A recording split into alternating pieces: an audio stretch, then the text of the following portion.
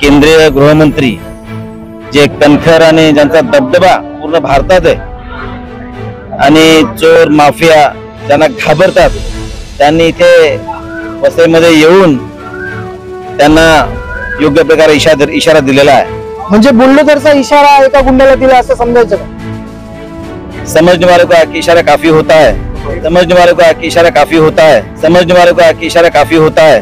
विकासाचं ऑपरेशन कसं करायचं? ऑपरेशनची खूप प्रॅक्टिस आहे, मला खूप अनुभव आहे कसं करायचं आणि त्यामुळे जे मुद्दे रखडलेले आहेत त्या मुद्द्यांचं पण ऑपरेशन मी सहजगत्या करू शकेन। माफिया आहे त्याबद्दल काय सांगा? त्या माफियाबद्दल काय आता साहेबांनी सांगितलं ऑपरेशन करायचंय, करून टाकू शकेल मी ऑपरेशन। आम्ही तयारच आहोत कधी पण, आमच्या हातात सुरू आहे, आम्ही पण चांगलं कापतो साहेब। टॉप 10 महाराष्ट्र न्यूज चॅनल मधून मी दीपक कोटेकर। थोड्याच वेळापूर्वी या ठिकाणी उत्तर प्रदेशचे मुख्यमंत्री योगी आदित्यनाथ येऊन गेले आणि त्यांनी सभा संबोधित केली। प्रचंड असा प्रतिसाद जो आहे तो महायुतीला मिळालेला आहे। आता आपल्या सोबत महायुतीचे घटक आहेत, नेहा दुबे जे आहेत, त्याचबरोबर कैलास पाटील आहेत आगरी सेनेचे। कैलास पाटलांमुळे कुठे ना कुठेतरी महायुती अजून शक्तिशाली झालेली दिसते। सुरुवातीला मी जाणार आहे हेमंत सावराजी यांच्याकडे, जाणून घेणार आहे की आता त्यांच्या मनामध्ये नेमकी काय खतखत आहे। सावरा साहेब, सगळ्यात पहिली तुमची इंटरव्ह्यू मीच घेतली होती ज्यावेळेस तुमची उमेदवारी घोषित झाली होती। मी जेव्हा तुमच्याकडे आलो तुमचा आत्मविश्वास वाढत गेला। अबकी बार 400 पार मध्ये तुमची सीट येते, असं असताना काय खतखत आहे आता तुमच्या मनामध्ये? खतखत नाही, आनंद आहे। खतखत कशी असणार? आनंद आहे, कारण या लोकसभा क्षेत्राच्या निवडणुकीच्या प्रचारादरम्यान आपले केंद्रीय गृहमंत्री जे कणखर आणि ज्यांचा दबदबा पूर्ण भारतात आहे आणि चोर माफिया ज्यांना घाबरतात त्यांनी इथे वसईमध्ये येऊन त्यांना योग्य प्रकारे इशारा दिलेला आहे। म्हणजे बुलडोझरचा इशारा एका गुंडाला दिला असं समजायचं का?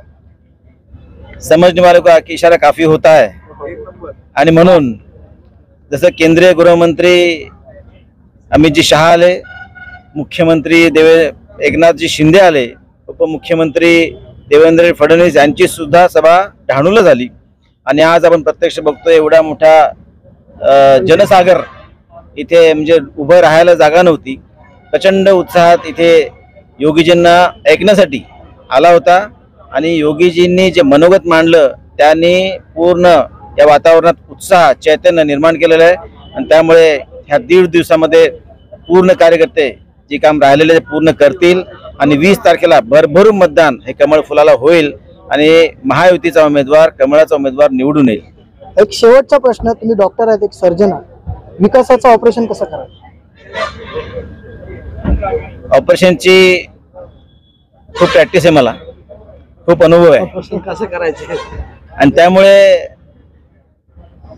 जे मुद्दे रखडलेले आहेत त्या मुद्द्यांचं पण ऑपरेशन मी सहजगत्या करू शकेन, कारण इथे अनुभवी असे सगळे नेते आहेत आणि सगळ्यात महत्वाची गोष्ट माझ्या आजूबाजूला जे कार्यकर्ते आहेत ती माझी शिदोरी आहे आणि त्यांच्या सोबत मी हे ऑपरेशनची प्रक्रिया नक्की पार पाडेन आणि या पालघर लोकसभा क्षेत्राचा विकास तुम्हाला दुप्पट गतीने झालेला दिसेल, हे तुम्हाला वादा करतो। पालघर जिल्ह्याचा विकास दुप्पट झाला।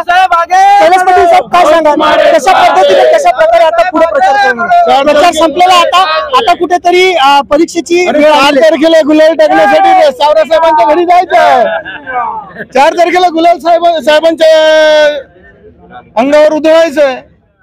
आता इथे एक माफिया आहे त्याबद्दल काय सांगा? त्या माफियाबद्दल काय आता साहेबांनी सांगितलं ऑपरेशन करायचंय, करून टाकू शकेल मी ऑपरेशन। आम्ही तयारच आहोत कधी पण, आमच्या हातात सुरू आहे, आम्ही पण चांगलं कापतो साहेब। ऑपरेशनची चांगल्या प्रकारे कापू ना, आणि आम्ही पेपर घेऊन कापतो, चांगले पेपर आहेत माझ्याकडे। तुम्ही सांगा ते ईडी आहे, सीबीआय, तुम्ही SIT गठीत करा, जे पेपर पाहिजे ते कैलास पाटील कडून मिळतील आणि 100% मध्ये SIT पण फिट होईल, ईडी पण फिट होईल, असे पेपर आहेत। सावरासाहेब आल्यावर देऊ आपण मुख्य PM साहेबांकडे आणि लवकरात लवकर कामाला लावू।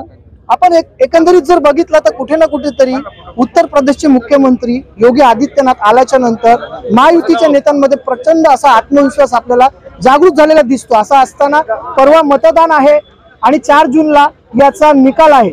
निकाला दरम्यानच कळेल की कोण कितना पाणी में है। Top 10 Maharashtra news Palghar.